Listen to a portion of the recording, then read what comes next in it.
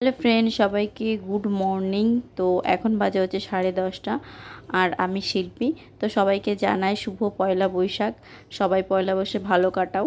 আর আমরাও ভালো কাটাবার জন্যই যাচ্ছি হচ্ছে ঘুরতে। তো কোথায় ঘুরতে যাচ্ছি অবশ্যই বলবো। তো এখানে আমরা ফুল নিয়ে নিচ্ছি, ফুলের মালা বড় করে নিচ্ছি। দুটো ফুল নিলাম যেন 100 টাকা।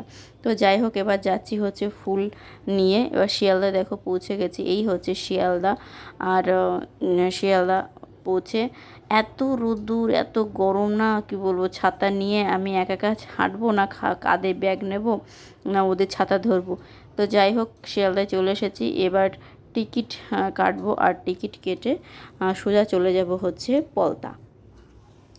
তো আমার বর মানে খুব বকাবকি করছিল আর হাসছিল যে বাপ রে বাপ, ক্যামেরা ধরতে লাগে, মানে ফোনটা দিয়ে ক্যামেরা করতে হয় গরমের মধ্যে। তো আমরা দেখো চলে এসেছি পলতা। এখানে আমার ছেলের হাত মুখ ধুয়ে দিচ্ছি, কারণ খুব গরম লাগছিল।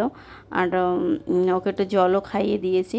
তো আমার বর পুরো ঘেমে গেছে, আর আমি বলতে শাড়ি পরে যে কী কষ্টকর হচ্ছে তোমাদের কি বলি।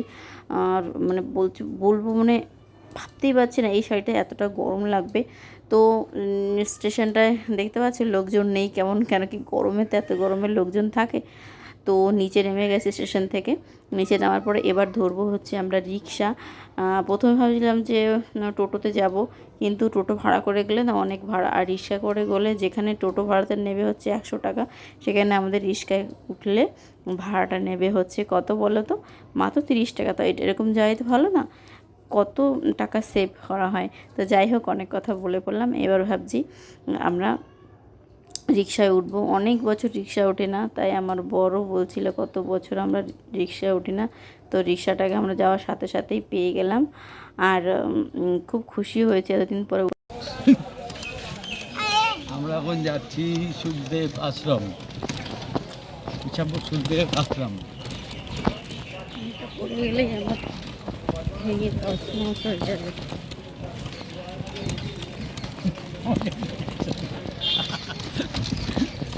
কাকে দেখা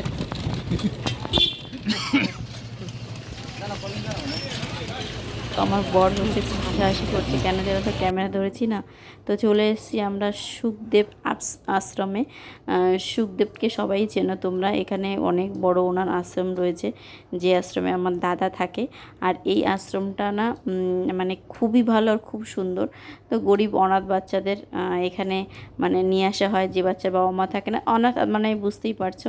তো ওই যে আমার দাদা দাঁড়িয়ে আছে, তো উনি এখানেই থাকে। আমার দাদা বিয়ে করেনি, মানে আমার ছেলেকে খুবই ভালোবাসে। প্রথমে উঠে বাবা বাবা করে আগে কোলে নিলাম, বাবা এসেছে বলে। তো হট করে যা হচ্ছে, সকালবেলায় ভোর 5টার সময় দাদা ফোন করেছে যে তোরা আয়, আমার ভালো লাগছে না, মানে স্বপ্ন দেখেছে ভাইকে। তো অবশ্যই তার জন্য ভাইও রেডি, কাজ ছেড়ে দিয়ে যেতে হলো। 3 দিন ধরে বসা আমার বর। তো তাও ভাবলো দাদা ডেকেছে। তো এইটা হচ্ছে আশ্রম, দেখানো খুবই। সবাই পয়লা বৈশাখ যার যার ছেলেমেয়ের জন্য, মানে যাদের মানে ছেলে মেয়ে বলতে নিজেদের ছেলে মেয়ে না, নিজেদের মানে রিলেটিভের মধ্যে না, দূরে যে দাদি দিদা ঠাম্মা এরকম থাকে না, তো সে দেখে দেখে যায়। আর পোশাক আশাকও নিয়ে এসছে, বাবা মা যাদের নেই অবশ্য। তো আমরা ফুল টুল নিয়ে মিষ্টি মিষ্টিও রাস্তায় নিয়েছিলাম। তো এখানে দেখো ছেলেরা বসে পড়ছে। আমরা যাচ্ছি যে যে ঘরে দাদা থাকে সেই ঘরে।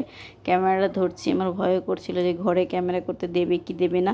তো যাই হোক, ক্যামেরাটা করতে দিয়েছে, কিন্তু ওনাকে দেখাতে দেয়নি, মানে যে আসল মেইন যাকে তোমরা ভাবছিলাম দেখাবো, তো ওনার সামনে ক্যামেরা নিয়ে যাওয়া যাবে না। আর আজকে আমার একটা ভাগ্য এতই ভালো যে ওনাকে আমি রান্না করে খাওয়াবো, মানে আমার সত্যি বলছি ভাগ্যটা খুবই ভালো। এখানে দেখো আমি পনির রান্না করে, পনির নিয়ে এসেছিলাম, দাদা বলছিল যে পনির নিয়ে আসিস, কেন নিয়ে আসতে বলেছিল সেটা আমি জানি না। তো দাদা পনির নিয়ে আসতে বলেছে, আমি ওনাকে পনিরের তরকারি মানে খাওয়াতে পেরে আমি খুবই ভাগ্যবান মনে করেছি, খুবই নিজেকে। মানে উনি এত বড় একজন ঠাকুর, বুঝতে পেরেছো, মানে যাকে সবাই বাবাই বলে, বলতে গেলে সুখদেব, ওনাকে মানে সুখদেবকে যে পুজো করে তারপরে মানে ওনাকেই মানে। তো অনেকক্ষণ ছিলাম, চারিদিকে ঘোরাফেরা করছিলাম। রোদের মধ্যে কোথায় যাবো, এত গরম। তো বিকেল হয়ে গেল, সেমন আমি এখানে ভিডিও করতে পারলাম না, কেন কি কোথাও বেরোতে পারছিলাম না। আর ক্যামেরা নিয়েও ভাবছিলাম যে ভিডিও করব, কিন্তু ক্যামেরা নিয়েও ওনার সামনে যেতে পারছিলাম না, লজ্জাও পাচ্ছিল। আর এখানে ছেলেরা দেখছে পোশাকগুলো পরেছে, ওখানে প্রার্থনা করবে সব বাচ্চারা। আর এখানে জামা কাপড় মেলছে, চারিদিকটা খুবই ভালো।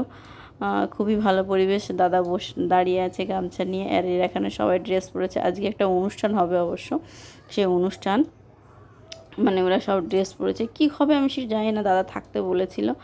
তো আমরা এখন বেরিয়ে পড়েছি, মানে টোটো ধরবো বলে। আর বেশি থাকা যাবে না, যেহেতু আমার বর 3 দিন ধরে কাজে যায়নি। কাজ না গেলে কী করে মানে চলবে সংসার, সেটা তো সবাই জানো। তো যাই হোক, বেরিয়ে পড়ছি। আর দাদা আমাদের অনেক কিছু দিয়ে দিয়েছিল ব্যাগে করে, এক্সট্রা একটা ব্যাগ হয়েছে। তো বাড়ি যাচ্ছি, সবাইকে টাটা।